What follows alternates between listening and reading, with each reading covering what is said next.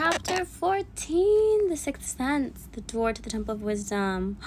The 13th step towards riches. The 13th principle is known as the sixth sense, through which infinite intelligence may and will communicate voluntarily without any effort from or demands by an individual. This principle is the apex of the philosophy. It can be assimilated, understood, and applied only by first mastering the other 12 principles. The sixth sense is that portion of the subconscious mind which has been referred to as the creative imagination. It has also been referred to as the receiving set, through which ideas, plans, and thoughts flash into the mind. The flashes are sometimes called hunches or inspirations. The sixth sense defies description. It cannot be described to a person who has not mastered the other principles of this philosophy, because such a person has no knowledge and no experience with which the sixth sense may be compared. Understanding of the sixth sense comes only by meditation through mind development from within. The sixth sense probably is the medium of contact between the finite mind of man and infinite intelligence, and for this reason it is a mixture of both the mental and the spiritual. It is believed to be the point at which the mind of man contacts the universal mind. After you have mastered the principles described in this book, you will be prepared to accept as truth a statement which may otherwise be incredible to you, namely, through the aid of the sixth sense, you'll be warned of impending dangers in time to avoid them, and notified of opportunities in time to embrace them. There comes your aid, and to do your bidding with the development of the sixth sense, a guardian angel who will open to you at all times the door to the Temple of Wisdom. Whether or not this is a statement of truth, you will never know, except by following the instructions described in the pages of this book, or some similar method of procedure. The author is not a believer in, nor an advocate of miracles, for the reason that he has had enough knowledge of nature to understand that nature never deviates from her established laws. Some of her laws are so incomprehensible that they produce what appears to be miracles.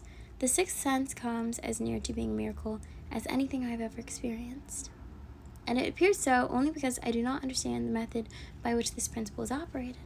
This much the author does know, that there is power or first cause, or an intelligence which permeates every atom of matter and embraces every unit of energy perceptible to man, that this infinite intelligence converts acorns and oak trees, causes water to flow downhill in response to the law of gravity, follows night with day and winter with summer, each maintaining its proper place and relationship to the other.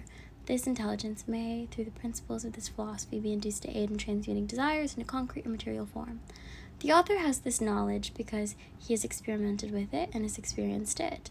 Step by step, through the preceding chapters, you have been led to this, the last principle. If you have mastered each of the preceding principles, you are now prepared to accept, without being skeptical, the stupendous claims made here. If you have not mastered the other principles, you must do so before you can determine definitely whether or not the claims made in this chapter are fact or fiction. The imaginary council. While I was passing through the age of hero worship, I found myself trying to imitate those whom I most admired. Moreover, I discovered that the element of faith with which I endeavored to imitate my idols gave me great capacity to do so quite successfully.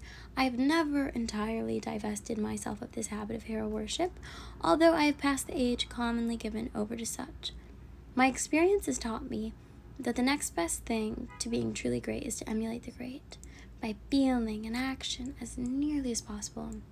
Long before I had ever written a line for publication or endeavored to deliver a speech in public, I followed the habit of reshaping my own character by trying to imitate the 9 men whose lives and life works had been the most impressive to me. These 9 men were Emerson, Paine, Edison, Darwin, Lincoln, Burbank, Napoleon, Ford, and Carnegie.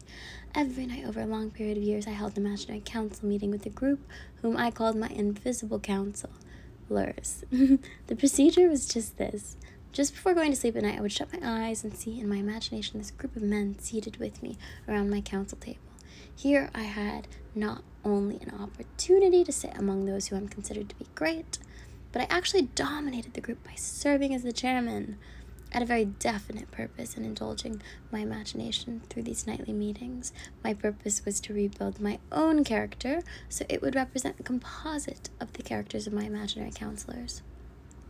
Realizing, as I did early in life, that I had to overcome the handicap of birth in an environment of ignorance and superstition, I deliberately assigned myself the task of voluntary rebirth through the method here described. Building character through autosuggestion. Being an earnest student of psychology, I knew, of course, that all men have become what they are because of their dominating thoughts and desires. I knew that every deeply seated desire has the effect of causing one to seek outward expression through which that desire may be transmuted into reality. I knew that self-suggestion is a powerful factor in building character. That is, in fact, the sole principle through which character is built. With this knowledge of the principles of mind operation, I was fairly well armed with the equipment needed in rebuilding my character. In these imaginary council meetings, I called on my cabinet members for the knowledge I wished each to contribute, addressing myself to each member in an audible word as follows. Mr. Emerson, I desire to acquire from you the marvelous understanding of nature which distinguished your life. I ask that you make it impress upon my subconscious mind of whatever qualities you possessed which enabled you to understand and adapt yourself to the laws of nature. I ask that you assist me in reaching and drawing upon whatever sources of knowledge are available to this end. Mr. Burbank, I request that you pass on to me the knowledge which enabled you to so harmonize the laws of nature that you caused the cactus to shed its thorns and become edible food. Give me access to the knowledge which enabled you to make 2 blades of grass grow where but one grew before, and helped you to blend the coloring of the flowers with more splendor and harmony, for you alone have successfully gilded the lily. Napoleon, I desire to acquire from you, by emulation, the marvelous ability you possessed to inspire men and to arouse them to greater and more determined spirit of action. Also to acquire the spirit of enduring faith, which enabled you to turn defeat into victory and to surmount staggering obstacles. Emperor of fate, king of chance, man of destiny, I salute you. Mr. Payne, I desire to acquire from you the freedom of thought and courage and clarity with which to express convictions which so distinguished you.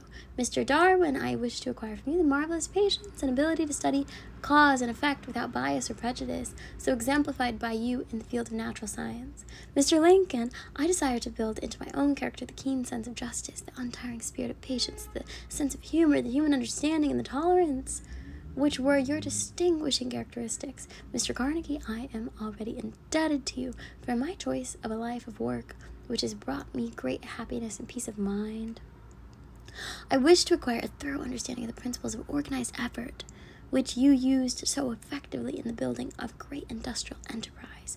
Mr. Ford, you have been among the most helpful of the men who have supplied much of the material essential to my work.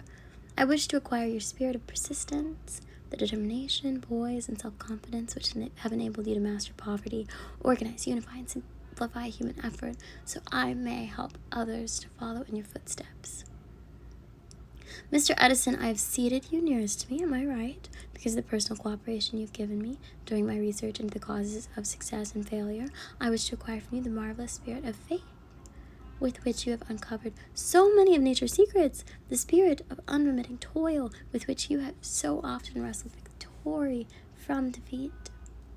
My method of addressing the members of the imaginary cabinet would vary according to the traits of characters in which I was for the moment most interested in acquiring. I studied the records of their lives with painstaking care. After some months of this nightly procedure, I was astounded by the discovery that these imaginary figures became apparently real. Each of these 9 men developed individual characteristics which surprised me. For example, Lincoln developed the habit of always being late and walking around in solemn parade. When he came, he walked very slowly with his hands clasped behind him, and once in a while he would stop as he passed and rest his hand momentarily upon my shoulder. He always wore an expression of seriousness upon his face. Rarely did I see him smile. The cares of a sundered nation made him grave.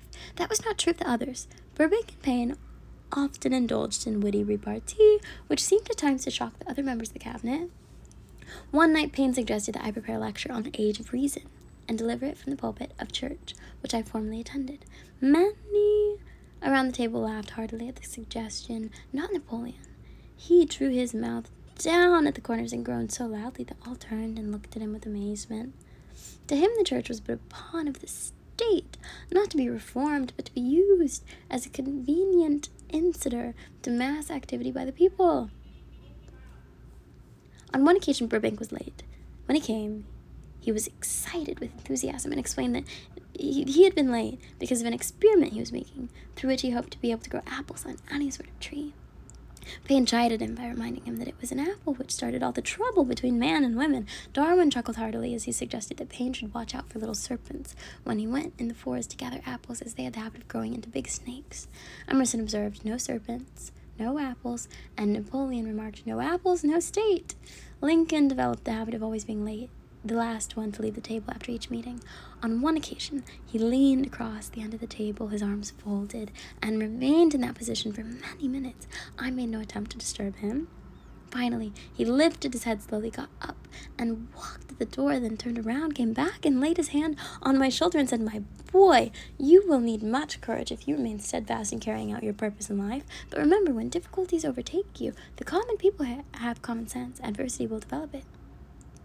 One evening, Edison arrived ahead of all the others. He walked over and seated himself at my left, where Emerson was accustomed to sit, and said, "You are destined to witness the discovery of the secret of life. When the time comes, you will observe that life consists of great swarms of energy, or entities, each as intelligent as human beings think themselves to be. These units of life group together like hives of bees, and remain together until they disintegrate through lack of harmony.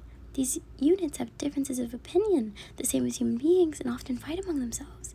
These meetings which you are conducting will be very helpful to you. They will bring you to your rescue some of the same units of life which serve the members of your cabinet during their lives. These units are eternal. They never die.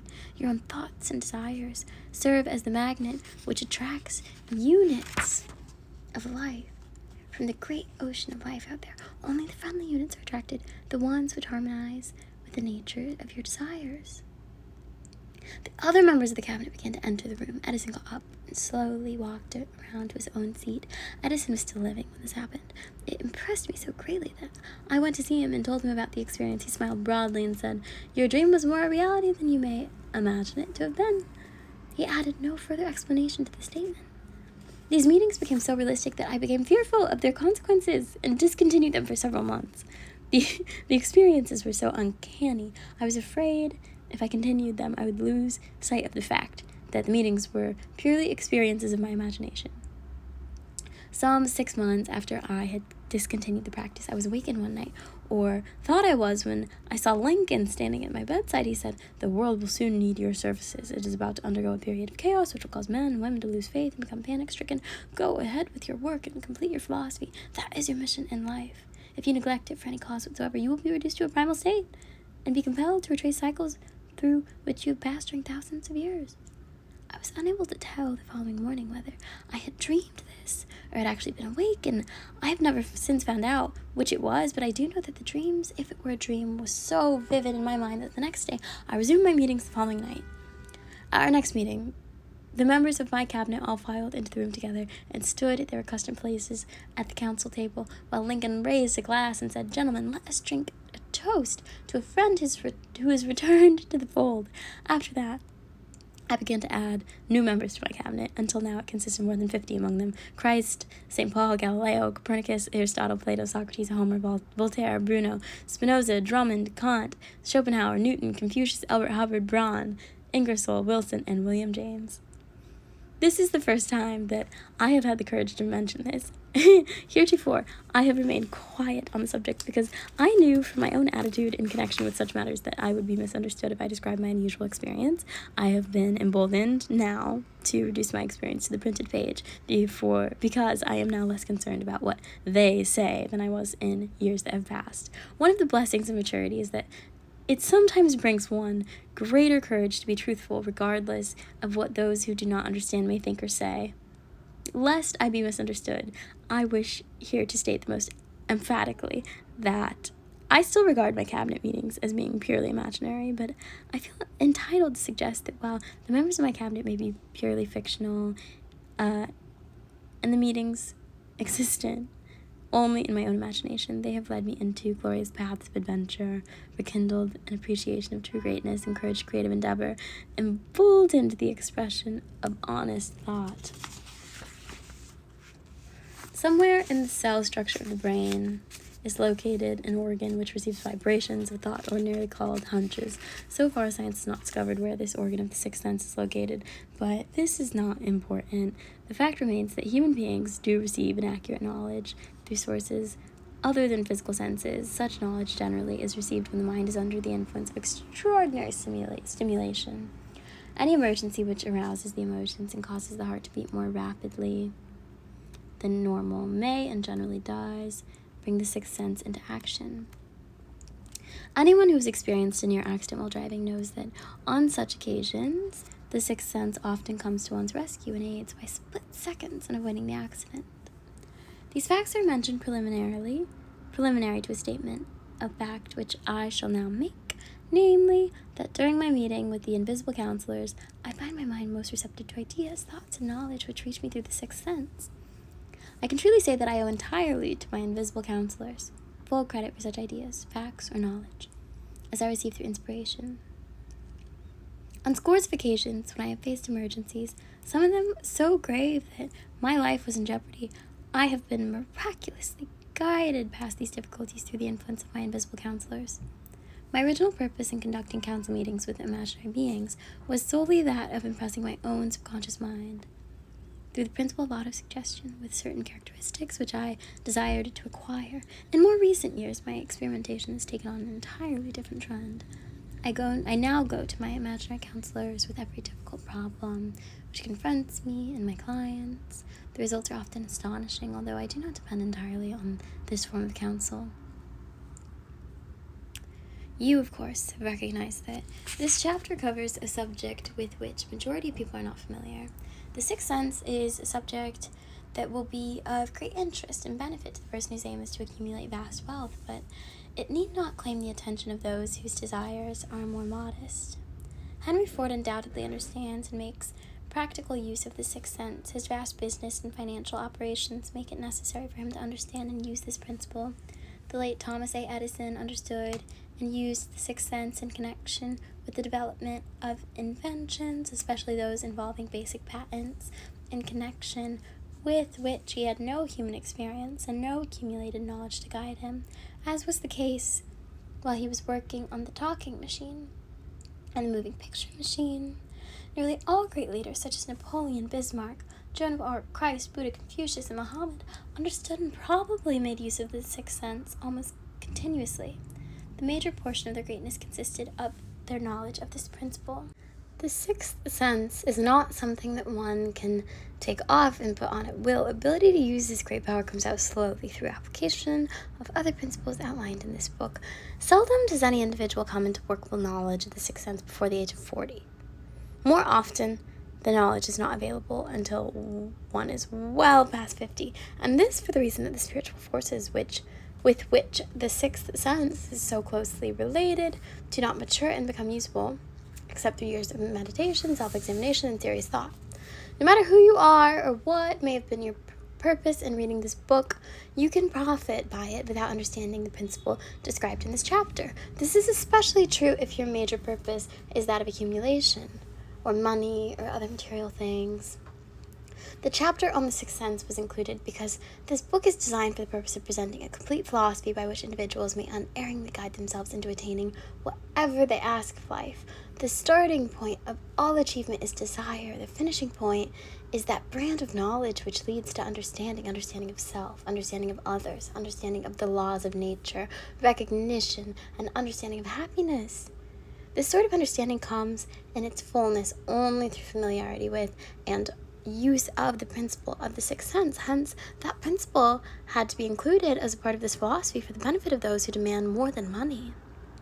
Having read this chapter, you must have observed that while reading it, you were lifted to a high level of mental stimulation. Splendid! Come back to this again a month from now, read it once more, and observe that your mind will soar to still a higher level of stimulation.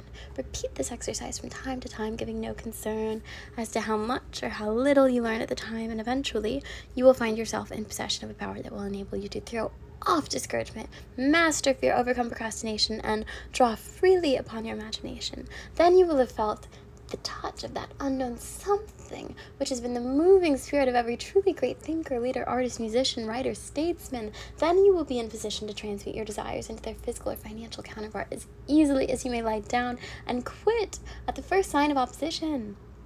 Faith versus fear.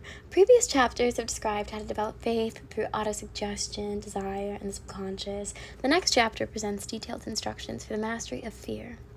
Here will be found a full description of the 6 fears, which are the cause of all discouragement: timidity, procrastination, indifference, indecision, and the lack of ambition, self-reliance, initiative, self-control, and enthusiasm. Search yourself carefully as you study these 6 enemies, as they may exist only in your subconscious mind, where their presence will be hard to detect. Remember, too, as you analyze the 6 ghosts of fear, that they are nothing but ghosts, because they exist only in one's mind. Remember also that ghosts, creations of uncontrolled imagination, have caused most of the damage people have done to their own minds. Therefore, ghosts can be as dangerous as if they lived and walked on the earth in physical bodies. The ghost of the fear of poverty, which seized the minds of millions of people in 1929, was so real that it caused the worst business depression this country has ever known. Moreover, this particular ghost still frightens some of us out of our wits.